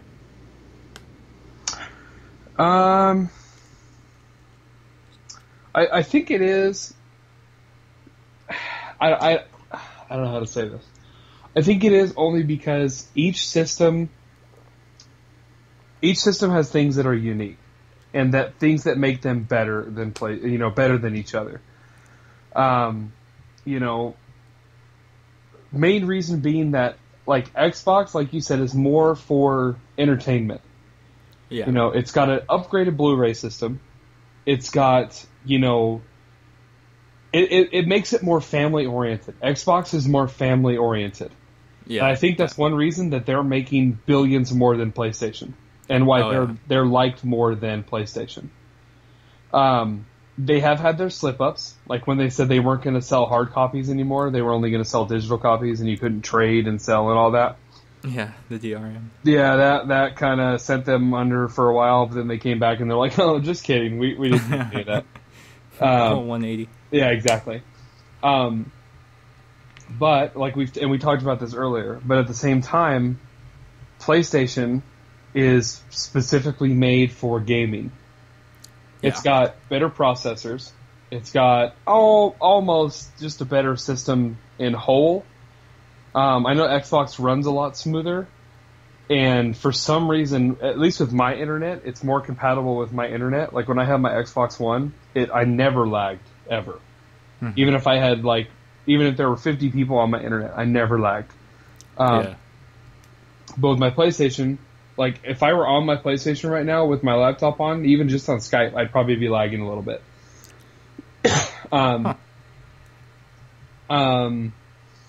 PlayStation runs heavy games a lot better. For me, at least, it feels like I get better graphics from PlayStation. That is true. And a big thing is exclusives. I like PlayStation exclusives more. And I think PlayStation has more exclusive games. Oh, yeah, it's not even close. Yeah. I think Xbox has, like 4? Yeah, 4? 3 now. Because they have the Gears series. Then they got Halo. Yeah, they have Halo. Forza. And then we got Dead Rising. Yeah. Okay, so like 4 or 5. Yeah, probably more. Whereas, those are the big ones. Yeah, PlayStation has like 100. I mean, and I like the Xbox or the PlayStation exclusives better. Like, don't get me wrong, I love Halo, and I really don't like Gears, but I could probably get into it if I really tried. Yeah. Okay, thank you. But I think that's the main thing, and there will always be PlayStation versus Microsoft versus PC. Like, PC gamers over here are screaming PC Master Race because, we have Steam and we think we're just so much better. Whereas, us console people were like, okay, you guys can just shut up. We're over here worrying about our own stuff. STATILN. Hold on. I can't talk and spell at the same time. Okay. I think when it comes down to it, it's all about preference. And don't get me wrong, I do own a PlayStation 4, yes. But I will always be an Xbox fanboy. Now, there are games, my top game ever, and this will always be my number one, no matter what game comes out. Even Modern Warfare 2 takes a second place to this, only because, and I know that's a hard thing for me to say. But yeah, I know. I was like, wow, you're going pretty far here. It brought me into gaming. Like, I did little stuff, with Super Nintendo and Sega and N64 with GoldenEye. But this game, I know you know it, is SSX Tricky. Oh, okay. That game... That's an exclusive? No. Oh. No. Okay. That game was the first PlayStation game I bought. I bought it from a guy here in Porterville. Mm-hmm. And he said... Because I saw... One of my friends knew he was selling it, so they got me in contact with him. Well, they got my parents, because I was only, 12 at the time. I think it was Alex Barnes, actually. Got me on to who was buying it. But he goes, it only comes with one game and 2 controllers. I only had enough time to play one game. And I was like, okay, and it was some stupid snowboarding game. And I'm like, okay, this is garbage. I don't want to play this game. Well, it was going to be a couple days because we bought it on a Friday, and my parents were out of town. So my grandparents wouldn't take me to EB Games in the mall. Oh, I remember that stuff. Yeah. So it was going to be a couple days before I could get a game, and I really wanted to play. So I hooked on SSX Tricky, and oh man, I spent. I mean, me and my brother were so competitive at this game. I remember spending hours. I don't even. It's in the hundreds, definitely above 500 hours on that game. If I still had my PlayStation, if it didn't blow up, well, it didn't blow up, it just fried itself. If I still had a PlayStation 2, I would be playing that game. No, was that a PlayStation 1? I think it might have been a PlayStation 1. I think it was PlayStation 1. If it wouldn't have ruined itself, I would still be playing that game today, and it would probably be the only game I play. That. Okay. That's what got me into gaming, and so that's why I consider that game my number one. And I got to spend so many hours. My dad played with us. My mom played with us. My cousins would come over. Shane would come over, and Lance. And we would challenge each other on that game. And oh man, that game. Yeah, I think we all have that one game that kick-started everything. And again, besides MW2, because I was the Nintendo kid back in the day. I never had an Xbox or a PlayStation. It was all Nintendo, 64, GameCube, Wii. Mm-hmm. And Super Smash Brothers was where... dude, I will say, it sounds very cocky, but I am probably one of the best Super Smash Brother players ever. Because my RA, last year, when I first moved in, he was playing the newest one on the Wii U. And, he's saying, he's really good at the game. And he's like, you want to play? And, he kind of thought that I was a casual, or I didn't know what I was doing. I was like, sure, I'll play. So we played the first match. I destroy him. And he, was silent. And he literally said, you were the first person to beat me at this game. And literally, the word got around, because, not a lot of people go to this college I go to. Word went around, and people were saying, oh, I heard you're the best Super Smash Bros. Player. And then people would challenge me. It literally felt like I had the golden belt at the time. And people were trying to get the belt from me. Because people wanted to face me. And I would just smoke everybody. And I wouldn't even play my main. That's how good I was at the game. But, it's very competitive. Very bragging rights if you destroy somebody, Yeah. And it's almost kind of like MW2 where, if you had a problem with somebody, you would play them 1v1 at Rust. Yeah, exactly. So, it's 1v1 me, bro. That's still a thing. Yeah, like that game, going back from the 64 version, my brother and I, we would play it for a long time. And when you see my brother and I play the game, the matches go by so long because both of us are just so good that it takes us like 10 minutes just to knock a life from each other. Yeah. Yeah. Like, it's that intense. And I don't know. That game definitely has skill. You know, we're talking about skill type of games. Oh, yeah, definitely. that game is not even close to League of Legends as far as like eye coordination and Not even it's close. fun. It's fun. Oh yeah, it was the same with me and my brother and SSX Tricky. Like, it was our games, our races were so evenly matched that we would end the game, like, and it wasn't necessarily, you know, who just got first place. You know, I don't care if he got first place, but if I got like 1,000 more points than him, I won. Yeah. So, but it was so evenly matched that we would get like 1 point or 2 points difference from each other. Yeah. Like, we knew all the moves, we knew exactly where to go, we knew all the shortcuts, like, it was, oh man. That was great stuff. But yeah, I mean, you know, there's always the original games that, you know, got me into gaming. GoldenEye, you know, Super Mario, the originals. But I mean, I'm talking, like, you know, same with you, like you and Matt in Super Smash Bros. Like, that was me and my brother in SSX Tricky, like, yeah, that was what brought me into knowing that I was going to do this for the rest of my life. Oh, most definitely.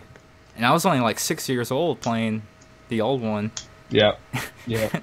You know, we're talking about, like, I think my dad literally said, like, you're only 3 years old and you beat Super Mario 64 by yourself. Like, yeah, like, some of I us don't just know. have the knack for it. I know. I think video games was just something that I was just good at. Same here. You know, like, these new games, they're great and stuff, and I will always cherish the nostalgic original games that take me way back. Yeah. But, like, I don't know. I think this day and age, games have just kind of lost its care. Like, developers kind of lost their care with their games. I'm not saying everyone has, but it was totally different back in the day, you know? Yeah. People were spending, like, hours, like, you know, spending time just to get this one bug fixed. Mm-hmm. And it wasn't even a bug that people were complaining about. They just wanted to fix it because they loved the game so much that they wanted to make it perfect. All right. SSX Tricky's release date, I just Googled it, November 5th, 2001. Dang. It's a 16-year-old game. Yeah, that sounds about right. Like, let's see. I was in kindergarten then. I think I was in 5th grade. Yeah, that sounds about right. 25 minus 16. Oh, no, 4th grade maybe? Oh my god, I was 9 years old. Whew. That sounds about right. That's 2001 was a great year. Easy. It was, yeah. I mean, a little, besides 9/11, yeah, but I was gonna say, it was a little bad, but it was a great year. Other than that, yeah. Man, I think that's why I made it so great, because, you know, 2001 kind of opened our eyes, you know, to what this country is going through. But, you know, then again, I was only 5, so I had no idea what was going on. So, but oh man, good stuff. Like, I don't know. I guess to kind of finish with the whole MW2 thing is that I think it is most likely we will see MW2 being backwards compatible. Yeah. It just, you know, come on, think about it. Wouldn't that be a smart market strategy? Oh yeah. Because, like, they would make ungodly amounts of money. Yeah, like, you know, you're having to worry about people being, you know, kind of, I guess, curious if this new Call of Duty is going to be good. But if you put MW2 with it, people are going to be, oh yeah, I'll spend that $60. By, you know, by nick of time, I will pre-order the game. And oh yeah, definitely. And even World War II, like, I actually have a good feeling, but still kind of being, what do you call it, not to overhype it, I guess. Yeah. Because, every Call of Duty is always bland, it seems like, every year. Mm-hmm. Ever since MW2. But, I don't know, we'll see. I'm glad they're kind of going back to those roots of no jetpacks and futuristic robots everywhere. I hope so. So, I can't stand that stuff. Yeah, I can't either. There was actually a meme during when Destiny came out, Titanfall, and Black Ops 3?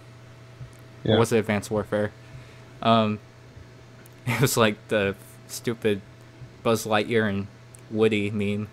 It's like jetpacks everywhere. Exactly.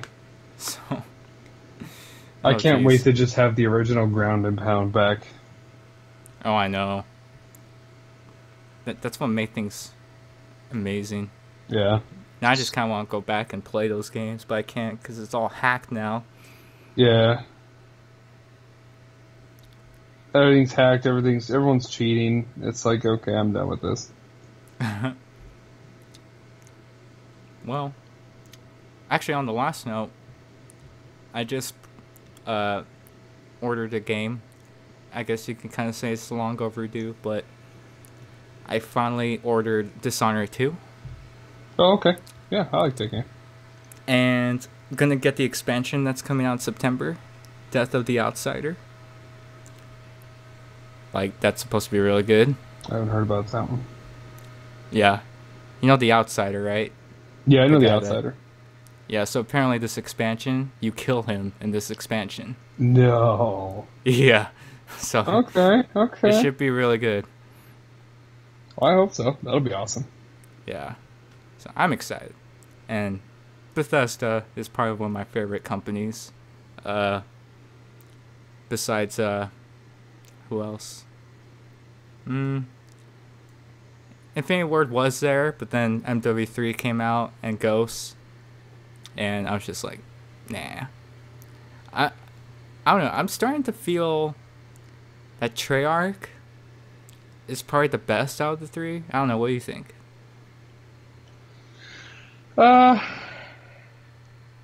Yeah. I agree definitely, 100%.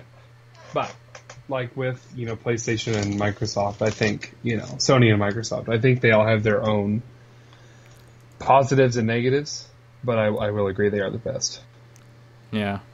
I think they seem like they focus more on gameplay instead of just trying to get a game out real quick. Yeah. And, we just need to make money, so throw this game out there. It actually seems like they take time, every detail, there's no holes, there's no, there's stuff outside of the map that, you can see for miles, and, they took the time to make that.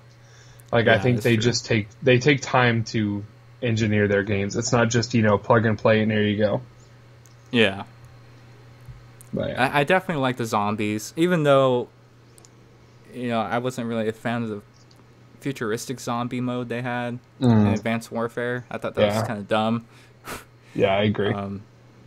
But Treyarch's great when it comes to zombies. That's how it all started. They definitely own the market on that. I don't think anyone else can make a zombies game like they can. Like you said, except for the new stupid shit. Yeah. Jetpacks on zombies. Like, zombies wouldn't even know how I to know, use yeah. that. Like, they're stupid.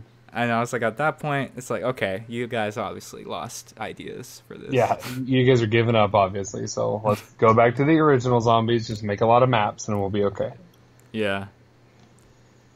Man, I loved. I always used the stupid ballistic knife Pack-a-Punch in Black Ops 1. Mm-hmm. Just healing people. Right, just shooting at people and healing them. Yeah, that's where it's at.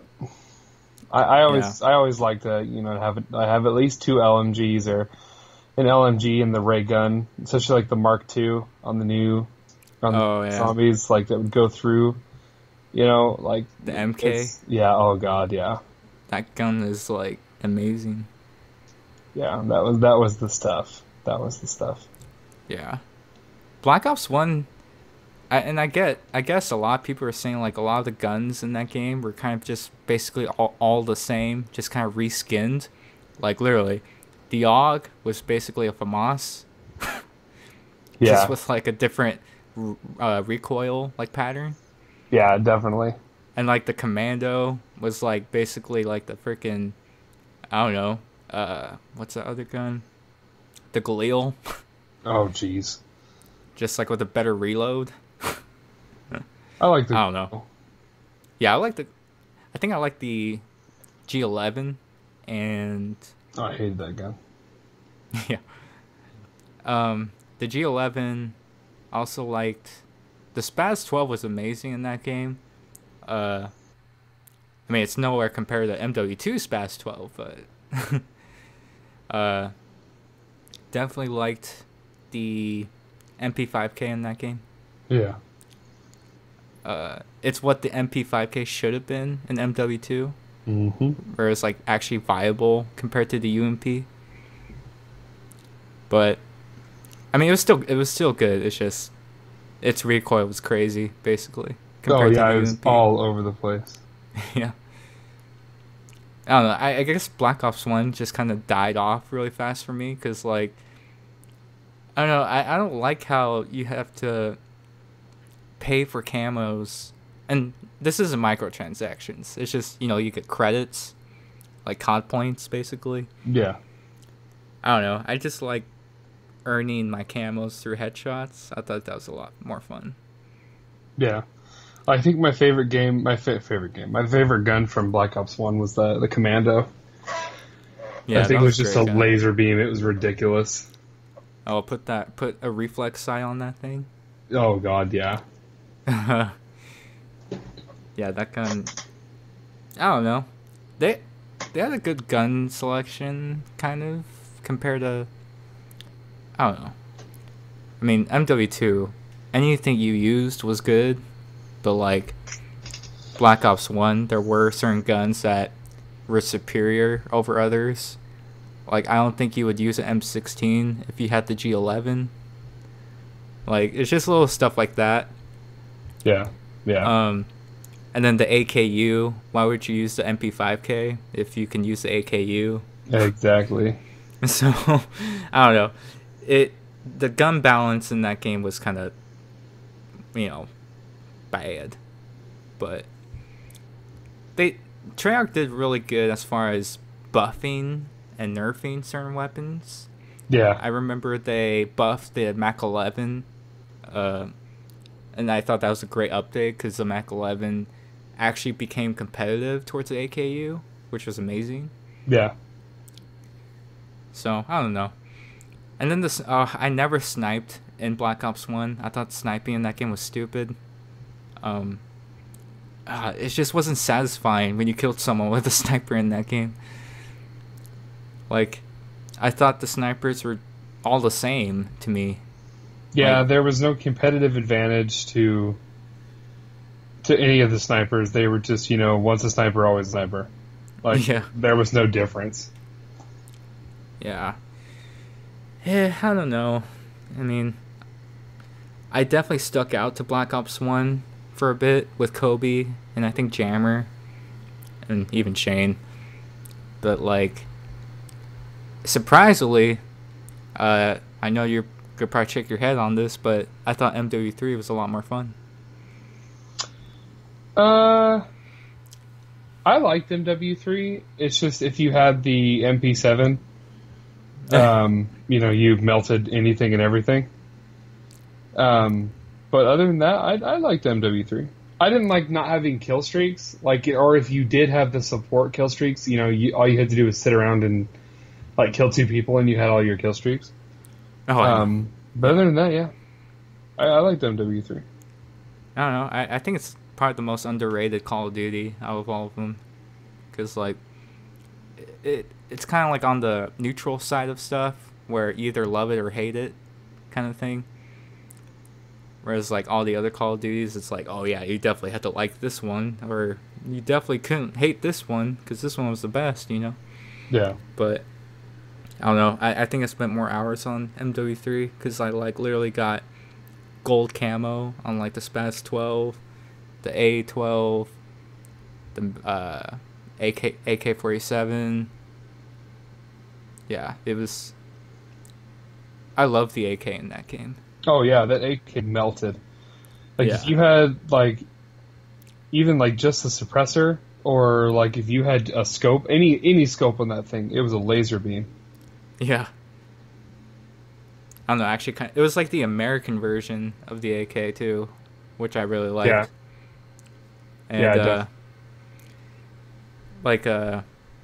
there are other weapons too. I definitely liked the M16 in that game. Was really hard to use because you just got outclassed by the Type 95. Mm-hmm. But again, Infinity Ward made a buff on the M16, and they made it just like the Type 95, basically. Yeah, so it was equal. Yeah. Like it took gun skill instead of just, one gun's better than the other. Yeah. So I decided to use the M16 more. And Same. oh, and actually I wasn't guilty using the UMP-45 in that game because there was MP7. Yeah, I didn't use the UMP either. It was garbage. I used the MP7. I got gold on it like the first day. Like, No, it was like, garbage. no, but the UMP, like, dude, if you put extended mags and the silencer on that thing, specialist, it was amazing. It was ungodly. But people made so much fun of you if you used. Oh, you killed me with fucking UMP. You got no skill. Like, no, I know. Dog on you. It was worse than MW2. Really? I thought it was worse on MW2. No, I mean, just as far as like getting shit talked because you were using the UMP. Oh. Like everyone's like, "Oh, why are you using that stupid gun?" Yeah. Shoot. Like you can use anything on that gun and you would still be pretty good. Oh yeah, you can put a thermal on it and still do good. The UMP on any game, whether it be PUBG, Modern Warfare 2 or 3, Battlefield, yeah, the UMP is ungodly in any game. Yeah. I mean, it actually kind of makes sense because, like, that is basically, like, one of our best SMGs in, like, our military. No, definitely. As far as, like, U.S., like, pocket pistols, basically. Yeah, exactly. So, it makes sense why it's really good, but, right. At a video game, I think it's different. Then you get arguments like, oh, it's not realistic because it's not like the real-life version. It's like, okay. Right. Like, shut up. This is a video game. Don't come at me sideways. Yeah. Wow. We're almost at 2 hours, Steven. Yeah. I think we should, we covered pretty much all of our stuff and got into some serious... Yeah, this was kind of an interesting episode, even though this is only the second one, but... Well, I like it. It means they're just getting better, and we're already getting better, that's the thing. Yeah. I think, and I apologize that we weren't able to get another person with us. Jammer was supposed to get on with us, but then he found out that work is a priority, which makes sense. Oh, yeah. Gotta do what you gotta do for that money. Exactly. But I liked it just the two of us. It was kind of just, it was more personable. Yeah. Instead of just being like, here's a question, what's the answer? It was more like, we could go more in-depth. Yeah. And, I don't know. I think we're still striving for those ideas we were trying to go for that we mentioned in the first podcast. But, I don't know. It's one of those things, man, where it's like, if it's not broken, don't fix it. Exactly. Exactly. And I don't know. The way how our podcasts are, like, we have a few topics. We talk about them, give our opinions, go on a rant if that happens, and we say it how it is, and we don't sugarcoat anything. And that's why we say, oh, we might trigger some people, but it's our opinion. So I think that's what makes this podcast real audio gaming entertainment. Exactly. So, wow, that was kind of cheesy, but oh no, I agree. I think that's what separates us from all the other crap. Is this is a more personal setup instead of just being like, there's 15 people in one chat and let's all run our mouths about our stuff. Yeah. Yeah. Well, I'm gonna leave it off with this. There is more questions, and actually, funny enough, someone actually had questions, but since it was just the two of us, I kind of wanted to wait for another person with us to touch on those. And talking about the whole email thing, I'll text you about that, and Jammer. But yeah, as far as questions, you can either leave comments on this video if you listen to this on YouTube, or if you have any questions, you can email or make a tweet to my account first. We don't have a dedicated Twitter yet, but that would be up coming next week. So yeah, and send us anything. And when I mean anything, don't send us stupid stuff. Like, you know what Jeremy was saying? Yeah. Like, well, your mom's here with me, so, yeah. Right. No, yeah, I mean, serious questions, dumb questions. There's no dumb questions here. Yeah, that's true. I mean, we're not the most advanced in this, but I feel like we all have a broad spectrum of gaming likes and things that we've played that maybe not other guys in this chat have played. So ask us questions. We'll be here to answer. Heck yeah. So yeah, we will see you next week, and we are out.